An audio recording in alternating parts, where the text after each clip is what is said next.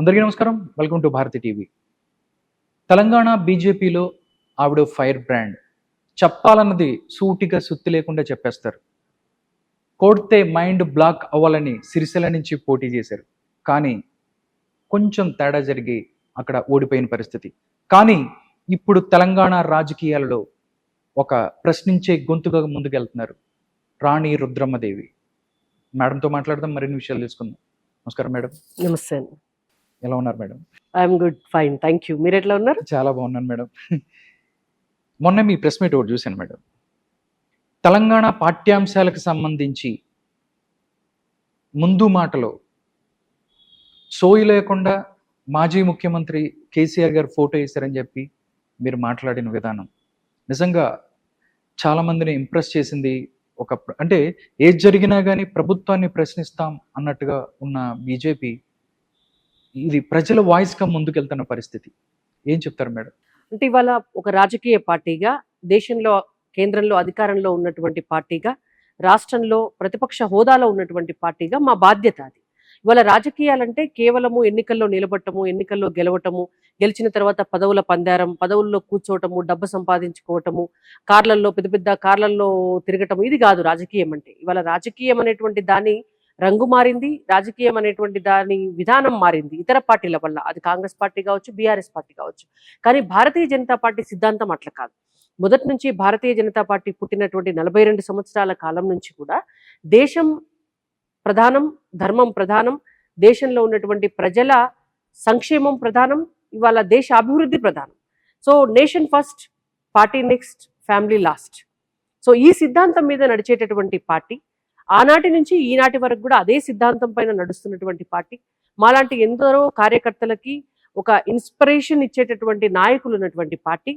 కాబట్టి ఇవాళ మేము ఏం చేసినా కూడా డెఫినెట్గా అది ప్రజల కోసం, ప్రజా సంక్షేమం కోసం, ప్రజా సమస్యల పరిష్కారం కోసం పోరాటం చేసేటటువంటి విధంగానే ఉంటుంది. కాబట్టి నిన్నటికి నిన్న మీరు లేవనెత్తినటువంటి అంశం, విద్యాశాఖలో ఇవాళ పాఠ్య పుస్తకాల పైన మాజీ ముఖ్యమంత్రి, మాజీ విద్యాశాఖ మంత్రి పేర్లు పెట్టినారు అని అంటే అవి డిస్ట్రిబ్యూషన్ జరిగి ఊర్లల్లో, పాఠశాలల్లో ఉన్నటువంటి విద్యార్థులు చూసి చెప్పేదాకా కూడా ప్రభుత్వాధికారులకు తెలియలేదు అంటే పర్యవేక్షణ లేదు. పర్యవేక్షణ ఎందుకు లేదు? ఇంటికి తండ్రియో తల్లో ఉంటే పిల్లలను సాకుతారు, పర్యవేక్షణ ఉంటుంది. అంటే ప్రభుత్వం నిద్రపోతుంది అని అంటారా? స్ట్రైట్ మీరు డెఫినెట్లీ ఇవాళ విద్య లేనివాడు వింత పశువు అనేవాళ్ళమండి మనము. విద్య లేని అభివృద్ధి ఎక్కడైనా సాధ్యమవుతుందా? చదువుతోనే కదా అభివృద్ధి సాధ్యమవుతుంది. అటువంటిది ఇవాళ ప్రభుత్వ పాఠశాలల్లో చదువుకునేటువంటి బడుగు బలహీన విద్యార్థులకు విద్యను అందించాల్సినటువంటి ఒక శాఖలో ఆ శాఖకు మంత్రి లేడు, ఆ శాఖలో పర్యవేక్షించాల్సినటువంటి జిల్లా అధికారులు డిఈఓలు లేరు, ఆ శాఖలో డిప్యూటీ ఎడ్యుకేషన్ ఆఫీసర్స్ లేరు, మండలానికి ఒకరు ఉండాల్సినటువంటి ఎంఈఓలు లేరు, పాఠాలు చెప్పాల్సినటువంటి టీచర్లు లేరు, ఆఖరికి పాఠశాలలను శుభ్రం చేసేటటువంటి, టాయిలెట్లు శుభ్రం చేసేటటువంటి స్కావెంజర్స్ కూడా లేరు. అంటే పూర్తిగా విద్యాశాఖ నిర్వీర్యం చేస్తూ ముఖ్యమంత్రి గారు నిద్రపోతున్నారు. ఓకే, మీరు చాలా మాట్లాడారు. అంటే గురుకులకు సంబంధించి గురుకుల ఉపాధ్యాయులు ఎవరైతే ఉన్నారో డైరెక్ట్ గా ముఖ్యమంత్రి ఇంటి ముందుకు వచ్చి వాళ్ళు అక్కడ మోకాళ్ళ మీద కూర్చొని మాట్లాడుతున్న పరిస్థితి. బట్ అంటే విద్యాశాఖలో కానీ అసలు పాఠ్యాంశాలకు సంబంధించి బుక్స్ లో పేర్లు కానీ, ఫోటోలు కానీ, మిగతా విషయాలు ఏదైతే ఉన్నాయో ఇంతలాగా ఉండటానికి అంటే ఏంటి కారణం? ఎందువల్ల ఇవన్నీ వాళ్ళు విద్యాశాఖ మంత్రి కావచ్చు, హోంమంత్రి కూడా లేని పరిస్థితి. ఇంకో రకంగా చూసుకుంటే తెలంగాణలో చూసుకున్నట్టయితే గత 6 నెలలుగా కాంగ్రెస్ ప్రభుత్వం అధికారంలోకి వచ్చిన తర్వాత ఎన్నో దాడులు జరిగినాయి. లా అండ్ ఆర్డర్ లేదు కూడా బీఆర్ఎస్ మొత్తుకుంటున్న పరిస్థితి బీజేపీ కూడా తెప్పింది. ఏం చెప్తారు దీని గురించి? కారణం ఏమేమి ఉంటుందని మీరు అనుకుంటారు? కారణం వీటన్నిటికీ వెనకాల విద్యాశాఖ ఇంత నిర్వీర్యమైపోవడానికి కారణం, ప్రధానమైనటువంటి కారణము బీఆర్ఎస్ పార్టీ. తెలంగాణ వచ్చిన తర్వాత గతంలో ఎన్నడూ లేని విధంగా ఉమ్మడి ఆంధ్రప్రదేశ్లో కూడా తెలంగాణ ప్రాంతంలో ఉన్నటువంటి విద్యాలయాలన్నీ కూడా బాగున్నాయి.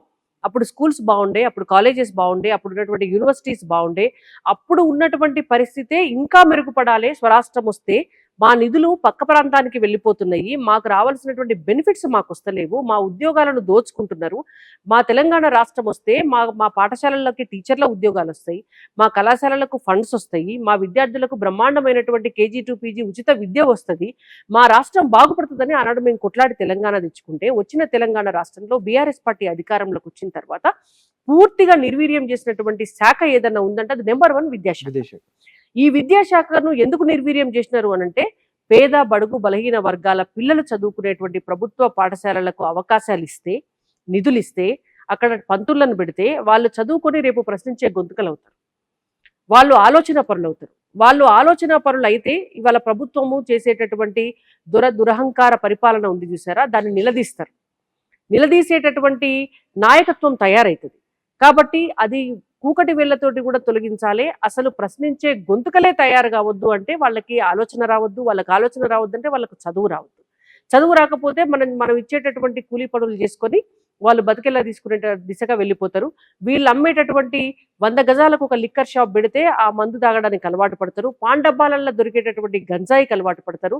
రేపు పొద్దున ఒక జనరేషన్ని మొత్తం కూడా విద్యకు, అభివృద్ధికి, వివేకానికి, ఆలోచనకి దూరం చేసేటటువంటి ఒక కుట్ర చేసి ప్రభుత్వ విద్యా రంగాన్ని మొత్తం నిర్వీర్యం చేయడం అనేటువంటిది కేసీఆర్ గారు చేసినటువంటి, తెలంగాణ సమాజానికి చేసినటువంటి ఒక ద్రోహం.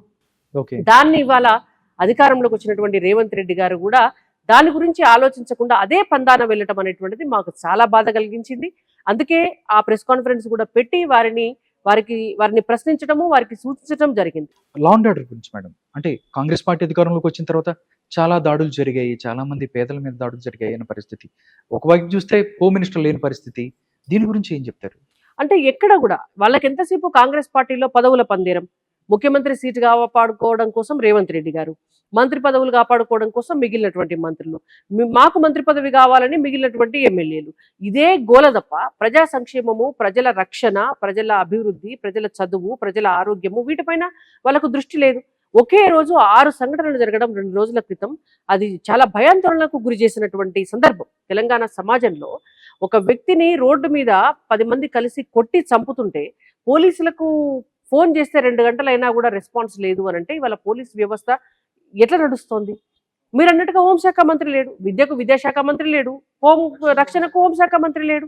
చెప్పుకోవాల్సిన పరిస్థితి. ఇవాళ రోడ్ల మీద కత్తులు పట్టుకొని పొడుస్తున్నారు మనుషులను. గంజాయి, మన ఒక వీడియో సోషల్ మీడియాలో మనం ఒక వీడియో చూసాము.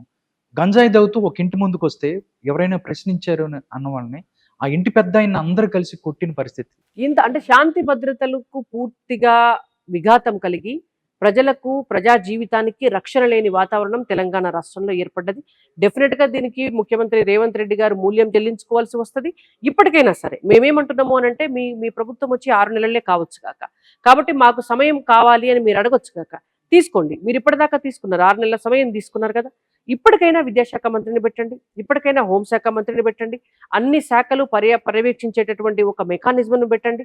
తెలంగాణ రాష్ట్ర ప్రజలు మీకు ఒక బంగారం లాంటి అవకాశం ఇచ్చినారు, మీకు ప్రభుత్వాన్ని ఇచ్చినారు, మిమ్మల్ని పరిపాలించమని చెప్పినారు.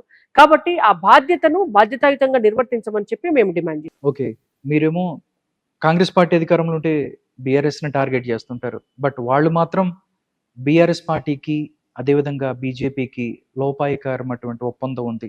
అందుకే కావాలని 8 సీట్లు రావటం వెనక లోక్సభలో వెనక బీఆర్ఎస్ ఉంది. కవితకి బెయిల్ ఎప్పుడు ఇప్పిస్తున్నారు అని అడిగితే ఏం చెప్తారు మీరు? ఇప్పుడు బీఆర్ఎస్ పార్టీకి బీజేపీకి ఏదో సంబంధం ఉంది అనే ఒక ఒక అబద్ధాన్ని గోబెల్స్ ప్రచారం లాగా చేసి నిజంగా